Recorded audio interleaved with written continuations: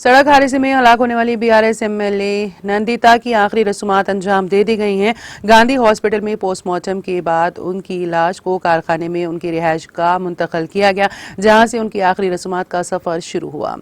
East Marredpally के शमशान घाट में उनकी आखिरी रसूमात अदा की गई। इस दौरान बीआरएस कायदीन हरीश राव, पल्ला राजेश्वर रेड्डी और कौशिक रेड्डी ने भारी दिलों से एल नंदिता की आखिरी यात्रा में शिरकत की। वो अपनी पार्टी के साथी पैट को नम आंखों के साथ आखिरी सफर पर ले जाने के दौरान आरती को कांधा दिया।